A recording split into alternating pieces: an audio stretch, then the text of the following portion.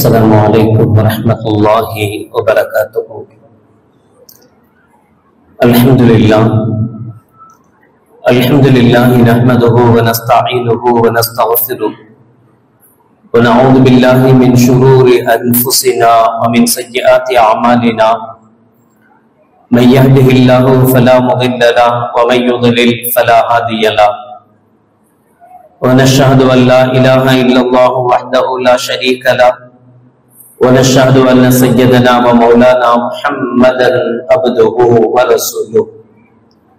اللهم صل على سيدنا مولانا محمد طب القلوب ودوائها وعافية الأبدان وشفائها ونور الأبصار وضيائها وعلى آله وصحبه وسلم. أما بعد، فقد قال الله تعالى في القرآن العظيم الفرقان المجيد: أعوذ بالله من الشيطان الرجيم، بسم الله الرحمن الرحيم. والله خلق كل دابة من ماء. قال النبي صلى الله عليه وسلم: أفضل الصدقة سقي الماء، أو كما قال عليه الصلاة والسلام. صدق الله العظيم وصدق رسوله النبي الكريم. سبحانك لا علم لنا إلا ما علمتنا إنك أنت العليم الحكيم. رب اشرح لي صدري ويسر لي أمري واحلل عقدة من لساني يفقهوا قولي. إن أريد إلا الإصلاح ما استطعت وما توفيقي إلا بالله. புகழனைத்தும் அல்லாஹ் ஒருவனுக்கு உரித்தாகட்டுமாக. ஸலாத் என்னும் கருணையும் சலாம் என்னும் ஈரேற்றமும் ஈருலக சர்தார் எம்பெருமானார் ரசூலே கரீம் ஸல்லல்லாஹு அலைஹி வஸல்லம் அவர்கள் மீதும் அவர்களுடைய அடிச்சுவடுகளை கடுகளவுக்கு சகாத வாழ்ந்து வந்த உத்தம சத்திய சஹாபாக்கள், தாபிஈன்கள், தபா தாபிஈன்கள், நபிமார்கள், வலிமார்கள், ஷஹீதுகள் மற்றும் நம் அனைவர்கள் மீதும் ஏனைய இஸ்லாமியர்கள் மீதும் என்றென்றும் நிலவட்டுமாக. ஆமீன். பேரன்பிற்கும் பெரும் மதிப்பிற்கும் உரிய பெரியவர்களே, அல்லாஹ் நல்லடியார்களே, அல்லாஹ் ஜல்ல ஷானஹு வ தஆலா 24வது சூராவின் 45வது திருவசனத்தில் சொல்வான்: வல்லாஹு خلق كل دابة من ماء. அல்லாஹ் ஜல்ல ஷானஹு வ தஆலா ஒவ்வொரு உயிரினத்தையும் நீரிலிருந்தே படைத்திருக்கிறார். நீரை சார்ந்ததாகவே அமைத்து வைத்திருக்கிறார். நீரின்றி அமையாத உலகு என்று சொல்வதை போல எல்லா ஜீவராசிகளுக்கும் தண்ணீர் மிக அவசியமான ஒன்றாக இருக்கிறது என்பதை அல்லாஹ் உணர்த்துவார். அறிவியல் ரீதியாகவும் நீர் எவ்வளவு அதிமுக்கியத்துவம் வாய்ந்தது என்பது சுட்டிக்காட்டப்பட்டிருக்கிறது. பொதுவாகவே தான தர்மங்கள் குறித்து அதிகம் பேசுகிற இஸ்லாம் தர்மத்தில் சிறந்த தர்மமாக நபிகள் நாயகம் ரசூலுல்லாஹி ஸல்லல்லாஹு அலைஹி வஸல்லம் அவர்கள் சொல்வது அஃலலு ஸதகத்தி ஸக்யுல் மா. சதகாக்களில், தான தர்மங்களில் சிறந்தது தண்ணீர் புகட்டுவது, தேவைப்படுபவர்களுக்கு நீர் வழங்குவது என்று கண்மணி நாயகம் ரசூலுல்லாஹி ஸல்லல்லாஹு அலைஹி வஸல்லம் அவர்கள் சொல்வார்கள். காலத்தினுடைய மாற்றத்தின்படி நாளுக்கு நாள் வெப்பமும் தாகமும் அதிகரித்துக் கொண்டிருக்கிற இவ்வேளையில் மார்க்கம் அதிகமாக தண்ணீர் தேவைப்படுபவர்களுக்கு நம்மால் இயன்ற அளவு நீர் புகட்டுவதை அவசியமாக்குகிறது. ஐயுமா முஸ்லிமின் சகா முஸ்லிமன் அலா தமஇன் சகாஹுல்லாஹு மினர் ரஹீகில் மக்தூம் என்பார்கள் பெருமானார் நாயகம் ரசூலுல்லாஹி ஸல்லல்லாஹு அலைஹி வஸல்லம் அவர்கள். தாகமாக இருக்கிற நிலையில் ஒரு முஸ்லிமுக்கு ஒருவன் தண்ணீர் புகட்டுமானேயானால் அல்லாஹ் ஜல்ல ஷானஹு வ தஆலா அவனுக்கு நாளை மறுமையில் முத்திரையிடப்பட்ட சுத்தமான மதுவை வழங்குவான், உயர்தரமான நீரை கொடுப்பான் என்று கண்மணி நாயகம் ரசூலுல்லாஹி ஸல்லல்லாஹு அலைஹி வஸல்லம் அவர்கள் சொல்வார்கள். மற்றொரு ஹதீஸில் லைஸ ஸதகத்தன் அஅலம அஜ்ரம் மினல் மா. தண்ணீர் கொடுப்பதை போல தர்மங்களில் சிறந்த தர்மம் வேறெதுவும் இல்லை என கண்மணி நாயகம் ரசூலுல்லாஹி ஸல்லல்லாஹு அலைஹி வஸல்லம் அவர்கள் சொல்லி காட்டுவார்கள். நீர் அவ்வளவு முக்கியத்துவம் வாய்ந்ததாக இருப்பதினால் தண்ணீரை தர்மம் செய்வதும் தண்ணீரை கொடுப்பதும் தாகித்தவர்களுக்கு நீரருந்து செய்வதும் அவ்வளவு முக்கியத்துவம் வாய்ந்த ஒன்றாக கருதப்படுகிறது. அதே சமயம் தண்ணீரை சேமிப்பது, தண்ணீரை வீண்விரயம் செய்யாமல் இருப்பது அதுவும் மிக முக்கியம். மார்க்கம் எந்த அளவுக்கு தர்மத்துக்கு முக்கியத்துவம் கொடுக்கிறதோ அந்த அளவு இஸ்ராஃபை தடுக்கிறது, வீண் விரயங்களை தடுக்கிறது. வீண் விரயத்தினால் மனிதன் தனக்குத்தானே தீங்கிழைத்துக் கொள்வதாக மார்க்கம் சொல்கிறது. நாம் எந்த அளவு பாவங்களுக்கு துணை போவோமோ, மார்க்கம் தடுத்தவைகளை செய்ய முனைவோமோ, அந்த அளவுக்கு தண்டனைகளும் மிக வேகமாக நம்மை வந்தடைகிறது. ஆறுகளும் குளங்களும் வற்றி போய், நீர்நிலைகள் வற்றி போய், நிலத்தடி நீர் இல்லாமல் போய், இவைகள் அனைத்துக்கும் காரணமாக நாம் நீர்நிலைகளை கவர்ந்து அவைகளை அடைத்து அவைகளுடைய ஓடைகளை தடுத்து அவ்விடத்தில் கட்டிய கட்டிடங்களும் மற்றவைகளும் காரணமாக அமைகிறது. எந்த அளவுக்கு என்றால் நம்மால் சிந்தித்து கூட பார்க்க முடியாத பல அபாயங்களை நாம் சந்திக்க தயாராகி கொண்டிருக்கிறோம். டே 0 என்று ஒன்று சொல்லப்படுகிறது. உலகத்தினுடைய தண்ணீர் இல்லாத நகரம், உலகத்திலேயே நீரில்லாத நகரமாக 2023 ஏப்ரல் 14 தென்னாப்பிரிக்காவினுடைய தலைநகர் கேப்டவுன் அறிவிக்கப்பட்டிருக்கிறது. நீரில்லாத நகரமாக, தண்ணீரே இல்லை, வெளியிலிருந்து தான் தண்ணீர் சப்ளை செய்யப்பட வேண்டும் என்கிற நிலைமைக்கு கேப்டவுன் தள்ளப்பட்டிருக்கிறது. ஆனால் ஆச்சரியம் என்னவென்றால் கேப்டவுன் ஒரு துறைமுக பகுதி, ஒரு தண்ணீர் சார்ந்த பகுதி, தண்ணீர் இல்லாத பயன்படுத்த முடியாத நிலைமைக்கு தள்ளப்பட்டிருக்கிறது. ஒரு நபருக்கு ஒரு நாளைக்கு 25 லிட்டர் தண்ணீர் கொடுக்கப்படுகிறது. அதை கொண்டுதான் அவர்கள் ஒரு நாளைக்குண்டான நீர் தேவை அனைத்தையும் பயன்படுத்தணும், எல்லா விதமான நீர் தேவையும். 2 நிமிஷத்துக்கு மேல ஒருத்தர் குளிக்க கூடாது, குளிச்சா தண்டனை. என்னவெல்லாம் நாம் இப்படியெல்லாம் நடக்குமா என்று யோசிப்போமோ அதுவெல்லாம் நாம் வாழ்ந்து கொண்டிருக்கிற இந்த காலத்தில் நடந்து கொண்டிருக்கிறது என்பது யதார்த்தம். முதல் டே 0 என்கிற அந்த தண்ணீர் இல்லா நகரமாக கேப்டவுன் அறிவிக்கப்பட்டிருக்கிறது. 2018 ஆண்டு நேச்சர் இதழ்ல மார்டினா ஃப்ளூர்க் மற்றும் அவர்களுடைய குழுவை சார்ந்த விஞ்ஞானிகள் ஒரு அறிக்கை ஒன்று தாக்கல் செய்திருக்கிறார்கள். ஆச்சரியத்திலும் ஆச்சரியமாக இருக்கிறது. அதி பயங்கரமான இந்தியா பாகிஸ்தான் போர் கூட நமக்கு அவ்வளவு பயத்தை தராது. அதை விட அதிகம் பயப்பட வேண்டிய ஒரு சூழலை, ஒரு விஷயத்தை இந்த அறிக்கை நமக்கு சொல்கிறது.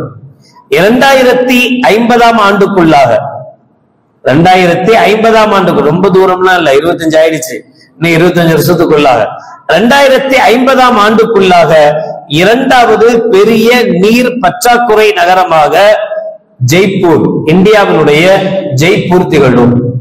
இப்ப எங்கோ நடக்கிற ஒரு செய்தி, சவுத் ஆப்பிரிக்கால கேப்டவுன்ல தண்ணியிலே கிடைக்கலையா, வெளியிலே தண்ணீர் வருதா, 2 நிமிஷத்துக்கு மேல குளிக்க கூடாதா, அதிகப்படியான கார் வாஷ் பண்ணக்கூடாது, எவ்வளவு விஷயங்கள், சட்டத்திட்டங்கள். நீங்க கூகுள்ல போய் சர்ச் பண்ணி பாருங்க, டே 0 போடுங்க, சவுத் ஆப்பிரிக்காவுடைய கேப்டவுன் காட்டுது. கேப்டவுன்ல என்னென்ன தடைகள் இருக்கிறது, தண்ணீருக்கு லிமிட், இந்த தண்ணியை இப்படிதான் செலவு பண்ணணும், இவ்வளவுதான் செய்யணும், இதுக்கு மேல பண்ணக்கூடாது, அதெல்லாம் படிச்சுட்டு கொஞ்சம் நாம வாழ்கிற வாழ்க்கையை நினைச்சு பார்த்தா சொர்க்கத்துக்கு மேல ஒரு வாழ்க்கை வாழ்ந்தா அது நம்மளத்தான் இருக்கும் போல தெரியுது. அவ்வளவு தண்ணி உபயோகம் நம்மிடத்தில் இருக்கிறது, நீர் உபயோகம் அவ்வளவு இருக்கிறது. ஆனால் அது எவ்வளவு எச்சரிக்கையை தருகிறது தெரியுமா நமக்கு? பெரிய நீர் பற்றாக்குறை நகரமாக இந்தியாவினுடைய ஜெய்ப்பூர் திகழும். 3வது நகரமாக பெங்களூர் திகழும். இந்த அடிப்படையில 14வது ஜோத்பூர், இந்த லிஸ்ட்ல 20வது பெரிய நகரமாக சென்னை திகழும் என்று அந்த அறிஞர் புரிஞ்சுகிறது. நினைச்சு பார்க்க முடியுதா?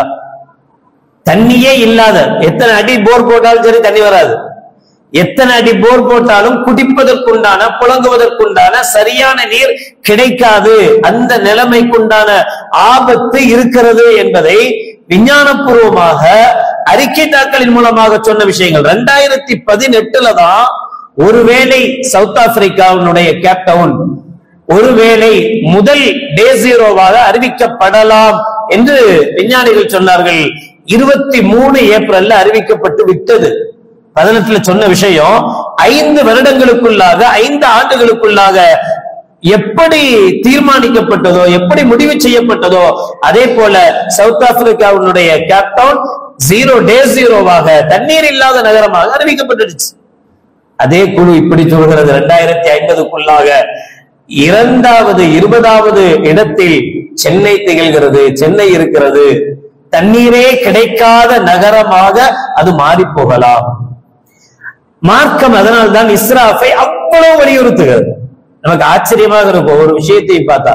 கண்மணி நாயகம் ரசூலுல்லாஹி ஸல்லல்லாஹு அலைஹி வஸல்லம் அவர்கள் சொல்வார்கள், ஓடுகிற ஓடையில் தண்ணி ஓடிக்கிட்டே இருக்கு.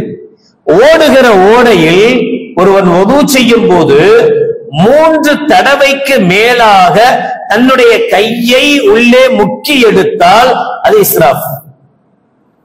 3 தடவை வுது செய்யும் போது கழுவுறது சுன்னத்து. 4வது தடவை கைய முக்கி எடுத்தால் அது இஸ்ராஃப், வீண் விரயம். ஓடுற தண்ணியில கைய முக்கி எடுக்கிறதுனால எவ்வளவு தண்ணி குறைஞ்சிரும்? எவ்வளவு தண்ணி குறையும்? இல்ல குறையுமா? ஆல்ரெடி 3 தடவை கழுகப்பட்ட கை, இத 4வது தடவை முக்கிறதுனால என்ன குறைஞ்சிட போகுது, என்ன வந்துட போகுது என்று கேட்க தோன்றுகிறது. ஆனால் நபிகள் நாயகம் ஸல்லல்லாஹு அலைஹி வஸல்லம் அவர்கள் சொன்னார்கள், அது இஸ்ராஃப். ஏன் இஸ்ராஃப்? அதுல நேரம் இஸ்ராஃப், டைம் வேஸ்ட் ஆகும். எவ்வளவு நேரம் உட்கார்ந்துட்டு இருக்கு, அவ்வளவு நேரம் இஸ்ராஃப் ஆகும், வீண் விரயமாகும், நீர் விரயமாகும். இந்த அளவுக்கு நீர் விரயத்தை சொன்னது. அதுலேயும் மிக குறிப்பாக பள்ளிவாசல்களுக்கு எல்லாம் வந்துட்டா, வக்ஃபு செய்யப்பட்ட இடங்களுக்கு வந்துட்டா, வக்ஃபு செய்யப்பட்ட இடங்கள்ல தண்ணீர் ஹவுதுல நிரப்பப்படுகிறது. பல இடங்கள்ல இப்பவே போர்டு மாட்டிட்டாங்க. பல இடங்கள்ல 1 லாரி தண்ணிக்கு இவ்வளோ சதக்கா செய்யுங்கள் அப்படின்னு போர்டு மாட்டப்பட்ட பள்ளிகளை நீங்க பார்த்திருப்பீங்க. வேலூர்லாம் போனீங்கன்னா கம்பல்சரி மே மாசத்துல லாரி தண்ணியில தான் ஹவுஸ் நிரப்பப்படும், தண்ணீர் நிரப்பப்படும். அதுக்குன்னு தனி சதக்காக்கள், தனியான வசூல்கள் செய்யப்படும். அதுலதான் செய்வாங்க, போட்டு போடுவாங்க. அதிகப்படியாக தண்ணீரை இஸ்ராஃப் செய்யாதீங்க, வீண் விரயம் செய்யாதீங்க. அங்க 3 தடவைக்கு மேல் கழுகுவது ஹராம். 1 தடவை கழுகுனா ஃபர்து நிறைவேறிடும். 2வது தடவை கழுகலாம். 3வது தடவை சுன்னத்து. ஒவ்வொரு உறுப்பையும் 3 முறை கழுகுவது சுன்னத், அவ்வளவுதான். 4வது தடவை கழுகுனா ஹராம், தப்பு, செய்யக்கூடாது. ஏன்னா இந்த தண்ணி குளிர்ச்சிக்காக வைக்கப்பட்ட தண்ணி அல்ல, அவசிய தேவையான உதுவுக்காக வைக்கப்பட்ட தண்ணீர். இந்த அளவுக்கு மார்க்கம் தண்ணீரை இஸ்ராஃப் செய்வது எவ்வளவு மோசமானது என்பதை சொல்லி காட்டும். சர்வசாதாரணம் ஒவ்வொரு சொட்டு தண்ணீர் அப்படின்னு நினைக்கிறோம். சில டேப்ல பார்த்துட்டு இருப்போம், 4க்கும் தண்ணி சொட்டிக்கிட்டே இருக்கும். அது பாட்டுல டக்கு டக்கு டக்கு டக்குன்னு சொட்டிக்கிட்டே இருக்கும். அதன் மூலமாக எவ்வளவு நீர் விரயம் ஏற்படுது, எவ்வளவு தண்ணி வேஸ்டா போகுது. சில பேர்லாம் குளிக்க போனா 1/2 மணி நேரம் ஆகும், பாத்ரூம்ல இருந்து வெளியே வர மாட்டாங்க. தண்ணி மேல ஊத்துதோ இல்லையோ தெரியாது, ஆனா ஊத்துற சத்தம் மட்டும் கேட்டுக்கிட்டே இருக்கும். ஷவரை திறந்து விட்டா போதும், அது பாட்டுல ஊத்திக்கிட்டே இருக்கும். அது இப்ப கேட்கவே வேணாம், 1க்கு 4 தடவை குளிப்போம். குளிக்கிறதுக்கு சூடாகுது போய் குளிக்கிறது, திறந்து விடுறது, எவ்வளவு இஸ்ராஃப். இதுவெல்லாம் ஒரு காலத்தில், ஒரு நேரத்தில் இப்படித்தான் செய்யணும். ரசூலுல்லாஹி ஸல்லல்லாஹு அலைஹி வஸல்லம் ஹதீஸ்களை பாருங்க. ஒரு குவளை தண்ணீர்ல கண்மணி நாயகம் ரசூலுல்லாஹி ஸல்லல்லாஹு அலைஹி வஸல்லம் அவர்கள் தன்னுடைய குளிப்பை நிறைவேற்றி இருக்கிறார்கள். ஒரு ஜக்கு தண்ணி, ஒரு வாளி தண்ணி இல்ல, ஒரு ஜக்கு தண்ணியில குளிப்பை கண்மணி நாயகம் ஸல்லல்லாஹு அலைஹி வஸல்லம் நிறைவு செய்திருக்கிறார், குளிச்சிருக்கிறார். நமக்கு ஒரு வாளி பக்கெட் தண்ணி இருந்தா முகம் கழுவுறதுக்கு மட்டும் பத்தாது. ஒரு வாளி பக்கெட் தண்ணி இருந்தா கூட முகம் கழுவுறதுக்கு கூட பத்துறது இல்லை. அப்ப தண்ணீருடைய அருமையை புரியணும், புரிய வேண்டிய காலத்தில் இருக்கிறோம். உலகம் கிட்டத்தட்ட 3/4 பாகம் தண்ணீரால் நிரம்பியது என்று சொல்லப்படுகிறது. அவ்வளவு இருந்தாலும் கூட 2.7% மட்டுமே குடிநீராக பயன்படுத்தப்படுகிறது. மற்றதெல்லாம் குடிநீராக பயன்படுத்த முடியாத நிலை இருக்கிறது. இவை எல்லாமே நமக்கு தெரியாத விஷயங்கள் அல்ல, தெரிஞ்ச விஷயங்கள். ஆனாலும் கூட தண்ணீருடைய விஷயத்தில் குறிப்பாக இஸ்ராஃப் மிக மோசமானது. குடி தண்ணீர்ல கூட நமக்கு இஸ்ராஃப் பெருசா தெரியல. மே மாசம் அதிகமாக திருமணங்கள் நடைபெறக்கூடிய மாதங்கள். எவ்வளவு திருமணத்துக்கு, எவ்வளவு கல்யாணத்துக்கு போறோம். வர்றவங்களை கண்ணியப்படுத்தணுங்கிறதுனா அவங்களும் 100 மில்லியா இருந்தது 200 மில்லியா போய் இப்ப மே மாசம் ஆச்சேன்னு 1/2 லிட்டர் தண்ணி கூட வச்சிருக்காங்க சாப்பாட்டுக்காக. 1/2 லிட்டர் தண்ணியில 100 மில்லியை தான் குடிக்கிறோம், 400 மில்லி அப்படியே வச்சுட்டு எஞ்சி போயிடுறோம். அவ்வளவு குப்பைக்கு தான் போகுது, அது எல்லாமே வேஸ்டா தான் போகுது. அதுல இருந்து ஏதாவது குடிக்கிற தண்ணி, காசு கொடுத்து வாங்குற தண்ணி. சரி, நீங்க எங்க வீட்டு கல்யாணத்துக்கு வந்திருக்கீங்க, பாதி குடிச்சிட்டீங்க, மீதி பாதியை நான் எடுத்து சேமிக்க முடியுமா? என்ன நீங்க பாக்குற பார்வை எப்படி இருக்கும்? கஞ்சப்பைய இதை விட மாட்டாங்க நான் பாரு அப்படின்னு நினைக்கிறோம். ஆனா அது இஸ்ராஃப், அது வீண்விரயம் என்று உணர தெரியுதா? ஒவ்வொரு சொட்டு தண்ணீரும் பாதுகாக்கப்பட வேண்டியது. அல்லாஹ் நம்முடைய கண்களுக்கு முன்னாலேயே காட்டுறான் இந்த தண்ணீருடைய விளைவு என்ன, தண்ணீர் இல்லாமல் போனால் அதனால என்ன பிரச்சனைகள். சென்னை போன்ற சிட்டிகள்ல ஆய்வின்படி சொல்லப்படுகிற விஷயம், ஒரு மனிதன் தன்னுடைய சம்பாத்தியத்தில் 15% குடிதண்ணீருக்கு மட்டும் செலவழிக்கிறான் என்று ஒரு ஆய்வு சொல்கிறது. எவ்வளவு மாச சம்பளம் வாங்குறோமோ, மாச சம்பளத்தில் மாசம் எவ்வளவு சம்பாதிக்கிறோமோ அந்த சம்பாத்தியத்தில் அவரவர்களுடைய தேவைக்கேற்ப சுமார் 15% பணத்தை குடிதண்ணீருக்காக வேண்டி மட்டும் செலவழிக்கிறோம். 2 ரூபாய்க்கு வாங்கின காலம் போய், 5 ரூபாய்க்கு வாங்கின காலங்கள் போய், 25 ரூபாய்க்கு வாங்கின காலங்கள் போய், 50 ரூபாய் கேன்ன்ற காலம் வந்து மாடியா இருந்தா 55 ரூபான்னு போய் இன்னும் எங்க போய் நிக்கும் தெரியாது. நம்முடைய சம்பாத்தியத்தில் பெரும் பகுதி குடிநீருக்காக வேண்டி மட்டுமே செலவழிக்கிற நிலை. பல இடங்கள்ல போர்ல தண்ணி இல்ல, கம்பல்சரி லாரியில புக் பண்ணி லாரி இத சேர்த்து வச்சு அதிலிருந்து குளிக்க வேண்டிய, அதிலிருந்து புழங்க வேண்டிய அவசியத்தை பல இடங்களில் பார்க்கிறோம், பல இடங்களை அனுபவிக்கிறோம். அனுபவிச்சு கூட நமக்கு புத்தி வர மாட்டேங்குது.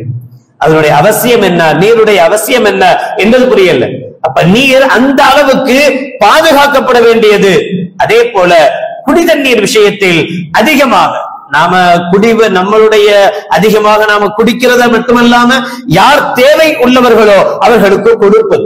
நபிகள் நாயகம் ஸல்லல்லாஹு அலைஹி வஸல்லம் சொன்னாங்க, மன் அத்அம அகாஹு ஹத்தா யுஷ்பிஹு வஸகாஉ மினல் மாஇ ஹத்தா யுர்வியஹு பஅதஹு அல்லாஹு மினன் நார் சபஅ ஹலாதிக். யார் ஒரு மனிதன் இன்னொரு மனிதனுக்கு வயிறு நிறைய உணவளிப்பானோ அல்லது தாகம் தீர தண்ணீர் வழங்குவானோ அவனுக்கு அல்லாஹ் ஜல்ல ஷானஹு வ தஆலா 7 ஹந்தக் அளவுக்கு அவனுக்கும் நரகத்துக்கும் மத்தியில் அகலியை ஏற்படுத்தி விடுவான்.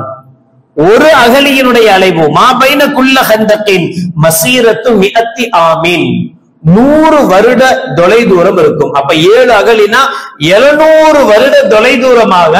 எதுக்காக? ஒருத்தருடைய தண்ணீர் தாகத்தை, ஒரு மனிதனுடைய தாகத்தை தீர்த்தால் அல்லாஹ் ஜல்ல ஷானஹு வ தஆலா நமக்கு கொடுக்கிற கிஃப்டாக கண்மணி நாயகம் ரசூலுல்லாஹி ஸல்லல்லாஹு அலைஹி வஸல்லம் அவர்கள் சொல்றது என்ன? 700 வருட தொலைதூர அளவுக்கு நமக்கும் நரகத்துக்கும் மத்தியில் உண்டான இடத்தை அல்லாஹ், தூரத்தை அல்லாஹ் மாற்றி விடுவான். ஆயிஷா ரலியல்லாஹு தஆலா அன்ஹா அவர்களுடைய அறிவிப்பில் சொல்வார்கள், ஸல்லல்லாஹு அலைஹி வஸல்லம் அவர்கள் சொன்னார்கள், மன் ஸகா முஸ்லிமன் ஷர்பத்தன் மிம்மா ஹைது யூஜதுல் மாஉ ஃபகஅன்னமா அத்தக ரகபத்தன். சர்வசாதாரணமாக தண்ணீர் கிடைக்கிற நாளில், பக்கத்திலேயும் தண்ணி கிடைக்கும், நாம தான் தண்ணி கொடுக்கணும்னு அவசியம் இல்லை, எங்க பார்த்தாலும் தண்ணி கிடைக்கிறது என்கிற நாளையில் ஒருவன் இன்னொரு முஸ்லிமுக்கு தாகம் தீர்த்தால், தண்ணீர் கொடுத்தால் ஃபகஅன்னமா அத்தக ரகபத்தன், அவன் ஒரு அடிமையை உரிமை விட்ட நன்மையை பெறுகிறான். ومن سقى مسلما شربة من ماء حيث لا يوجد الماء فكأنما أحياها.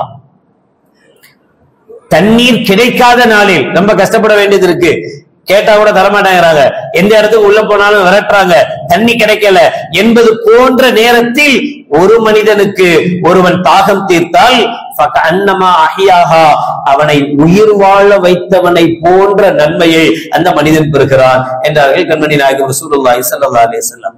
இப்பெல்லாம் அப்படி இல்லையே, நம்மகிட்ட தான் எங்க பார்த்தா ஓரளவு தண்ணி கிடைக்குது, இல்லைனாலும் காசு கொடுத்தா கிடைக்குது என்று நினைக்க கூடாது. சர்வசாதாரணம். நேத்து ட்ரெயின்ல போயிட்டு இருக்கும்போது ஒருத்தர் வந்த ஏதோ ஒரு பொருளை வாங்கி சாப்பிடுறாரு, புறையடிச்சு, புறையேறினவனு தும்மல் போடுறாரு, அச்சுங்கிறாரு, என்னமோ செய்யறாரு, அவரு ஒரு வழி ஆயிடுறாரு, தண்ணி வேணும்.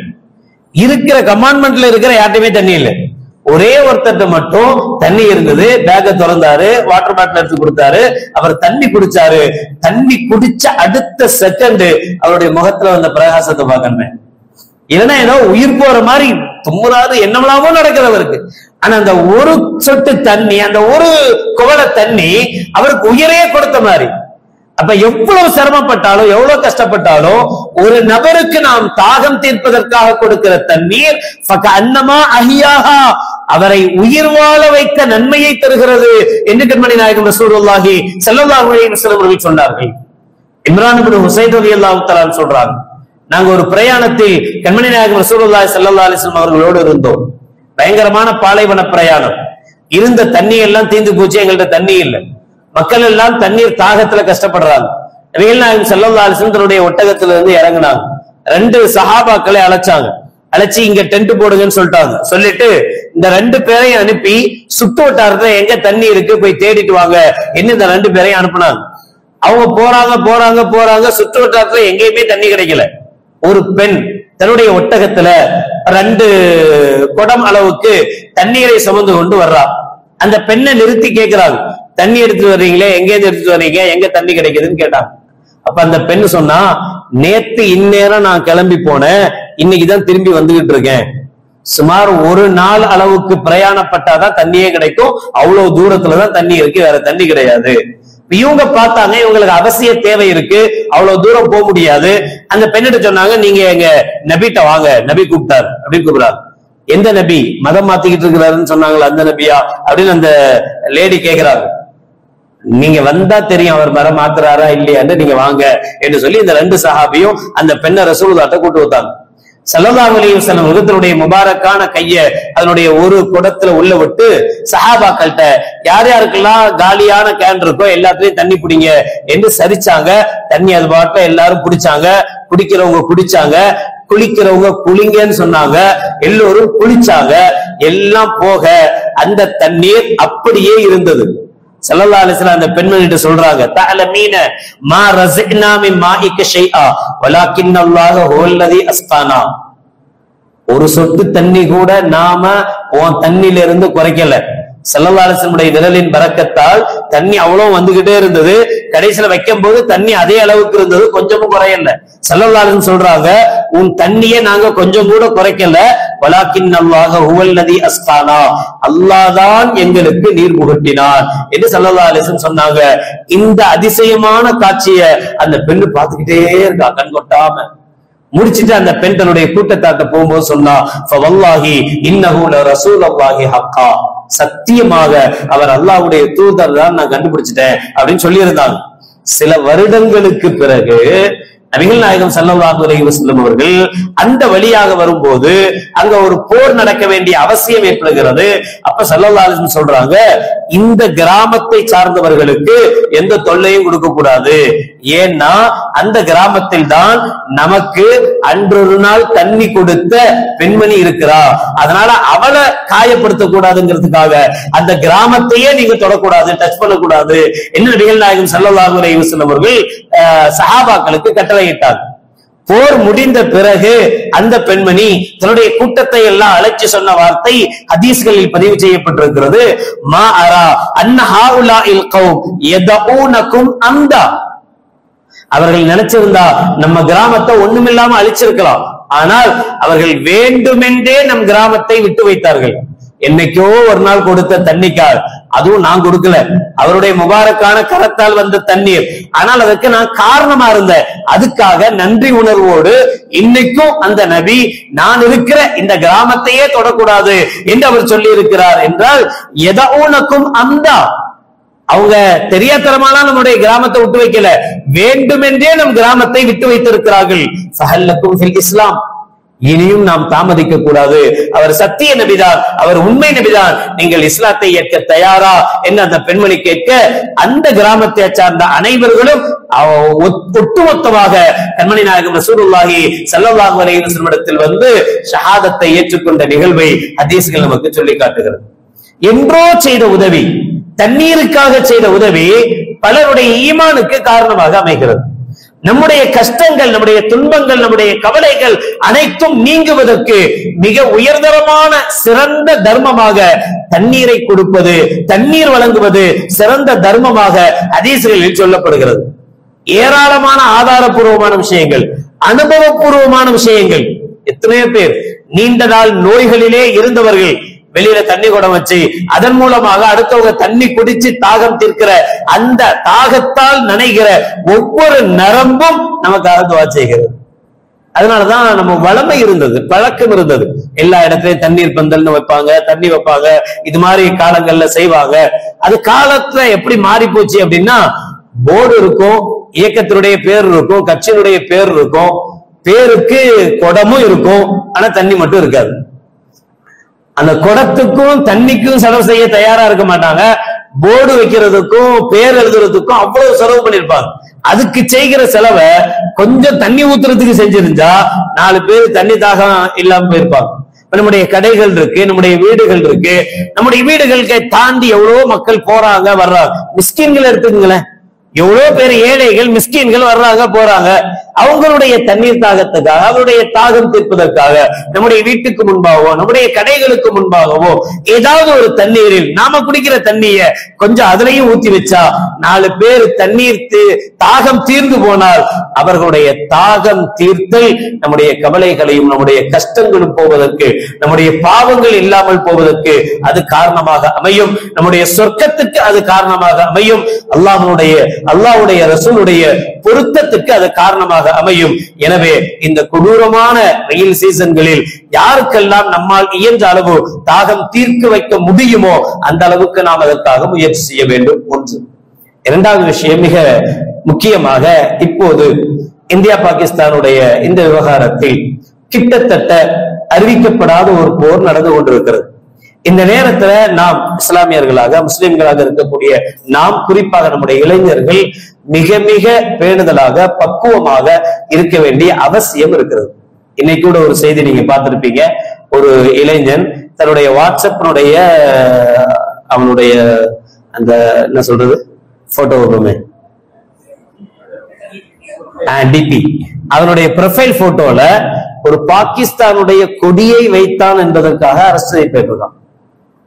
பாகிஸ்தானுடைய கொடிய தன்னுடைய டிபியில வச்சாங்கிறதுக்காக அரசாங்கம் அவனை அரெஸ்ட் பண்ணிருக்கு. இருக்கட்டும், பொதுவாகவே இஸ்லாம் காட்டி தருகிற வழியே என்ன தெரியுமா? ஒரு போர் நடக்கும் போது அந்த போருடைய சந்தர்ப்பத்தில் எந்த நாடும் உண்மை நிலவரத்தை சொல்லாது. அந்தந்த நாடு அந்தந்த நாட்டுக்கு தகுந்த சாதகமான விஷயங்களை தான் சொல்லும். இந்தியாவுக்கு பாதிப்பு ஏற்பட்டிருக்குன்னா இந்திய தொலைக்காட்சியோ இந்திய ஊடகங்களோ எதுவுமே இப்படி ஒரு பாதிப்பு ஏற்பட்டிருக்கின்றது சொல்லாது. சொன்னா அது நாட்டுக்கும் நாட்டு மக்களுக்கும் பலகீனத்தை ஏற்படுத்தும். அதனால முடிஞ்ச அளவு தனக்கு வரக்கூடிய கஷ்டங்களை மறைக்க முயற்சி பண்ணும். அதே போலதான் பாகிஸ்தானா இருக்கட்டும், எந்த நாடாக இருக்கட்டும், அந்த நாட்டுக்கு ஒரு தோல்வி ஏற்பட்டிருக்குன்னா அது தோல்வியை ஏற்றுக்கொள்ளவும் செய்யாது, அதை தோல்வியாக அறிவிக்கவும் செய்யாது. முடிந்தவரை தான் என்ன நல்லது செஞ்சோம், தான் எப்படி போரிட்டோம், இதை சொல்றதுக்கு தான் முயற்சி செய்வாங்களே தவிர இருக்கிற விஷயத்தை சொல்ல மாட்டாங்க. நமக்கு அது தேவையும் இல்லாதது. 2 நாட்டுக்கு மத்தியில, குறிப்பாக நாம் வாழுகிற நாட்டில் ஒரு சூழ்நிலை ஏற்படுதுன்னு சொன்னா இந்த நேரத்தில் மார்க்க அடிப்படையிலும் கூட நாம் நிற்க வேண்டியது நம் நாட்டின் பக்கம்தான். இந்திய நாட்டுக்காக, இந்திய நாட்டுக்கு எதிராக கருத்துக்கள் சொல்வதோ, இந்திய நாட்டுக்கு எதிராக, நாம் வாழுகிற நாட்டினுடைய எதிராக நாம் பேசுவதோ பரப்புவதோ எதுவும் நமக்கு அவசியம் இல்லாதது, தேவையில்லாதது. ஒண்ணு நம்ம சப்போர்ட் பண்ணலாம், இல்லைன்னா அமைதியா இருக்கலாமே தவிர எதிரான கருத்துக்கள் சொல்வதற்கு அனுமதி இல்லை, செய்யக்கூடாது, தவறான செயல். அப்படி சாதாரண விளையாட்டுத்தனமா செய்கிற சின்ன சின்ன செயல்கள் நமக்கும் நம்முடைய வாழ்க்கைக்கும் நம்முடைய பிற்காலத்துக்கும் மிக மோசமான விளைவுகளை ஏற்படுத்தி தரக்கூடியதாக அது மாறி போகும் என்பதை உங்களுக்கு சொல்லித்தர வேண்டிய அவசியம் இல்லை. பலவிதமான போராட்டங்கள், அவசியமான போராட்டங்கள் கூட இந்த காலகட்டத்தில் தவிர்த்து கொள்ளப்படுகிறது. ஏன் அப்படின்னா இப்ப பேசுபொருளாக இருக்கக்கூடியது, இப்ப யாரும் எதை பத்தியும் பேசுவது, வக்ஃப் சட்டத்தை பத்தியோ மற்றதை பத்தியோ பேச முடியாது. இப்ப நாட்டினுடைய சூழல் எதை பற்றி பேசுவதாக இருக்கும் என்றால் இந்தியா பாகிஸ்தான் போர் நிலவரம், இதை பற்றி பேசுவதாகத்தான் இருக்கும். நாம இதுல போய் பார்டர்ல போய் உண்மையை கண்டறிந்து செய்தியை கொடுத்தா அல்ஹம்துலில்லாஹ், நாம அதுக்கு தயார் இல்லை. இல்லன்னா நாம உண்டு, நாம வேலை உண்டு, அல்லாஹ்ட்ட கையேந்தி யா அல்லாஹ் நிம்மதியான வாழ்வை கொடு. என்ன நடந்தாலும் போர் என்பது நிச்சயமாக பொதுமக்களுக்கு பாதிப்பை தான் தரப்போகிறது. ஒரு நாட்டுக்கு ஒரு நாட்டினுடைய பொருளாதாரத்தை சீர்குலைக்கத்தான் செய்யும். தலகீழ நின்றாலும் ஒரு போரின் மூலமாக நாட்டு பொருளாதாரத்தை உயர்த்த முடியாது. போர் அறிவிக்கப்பட்டு போர் முறைப்படி நடக்கும் என்றால் அது இந்தியாவுக்கும் பாகிஸ்தானுக்கும் நிச்சயமாக பொருளாதார ரீதியான பின்னடைவையும் தரும். பல அப்பாவி மக்களுடைய உயிர்களும் அதனால் பலியாகும். இது யதார்த்தம். அல்லாஹ்விடத்தில் கையேந்தி கரம் ஏந்தி, யா அல்லாஹ் இந்த நிலை ஏற்படாமல் காப்பாற்று ரப்பே என்று நாம் துஆ செய்யலாமே தவிர அதை விட்டுவிட்டு யாரோ எவனோ யூடியூபில் எதையோ கலந்து விட்டான், அவனும் போய் பாதல போய் நிக்கல, அவனும் உண்மை செய்தியை போய் கேட்கல, அவன் எதையோ வச்சுட்டு எதையோ ஒண்ணு போடுறான்றதுனால அதையெல்லாம் பரப்ப வேண்டிய அவசியம் நமக்கு இல்லை. நாம் இருக்க வேண்டிய நிலை எங்கிருக்கிறோமோ, எதை சார்ந்திருக்கிறோமோ, எந்த நாட்டை சார்ந்திருக்கிறோமோ அந்த நாட்டோடு, அந்த நாட்டினுடைய கொள்கையோடு, அந்த நாட்டிற்கு தகுந்த மாதிரி இருக்க வேண்டிய அவசிய சூழல் நமக்கு இருக்கிறது என்பதை தயவு கூர்ந்து இளைஞர்கள் புரிந்து கொண்டு தேவையில்லாத விஷயங்களை நம்மளுடைய வலைதளங்களில் பகிர்ந்து கொள்வதை தயவு கூர்ந்து தவிர்த்து கொள்ளுமாறு அன்போடு கேட்டுக்கொள்கிறோம். அல்லாஹ் ஜல்ல ஷானஹு வ தஆலா உலகம் முழுவதும் அமைதியை நிலைநாட்டி தந்தல் புரிவானாக. வாஹிர் தஅவானா அல்ஹம்துலில்லாஹி ரப்பில் ஆலமீன். அஸ்ஸலாமு அலைக்கும் வ ரஹ்மத்துல்லாஹி வ பரகாத்துஹு.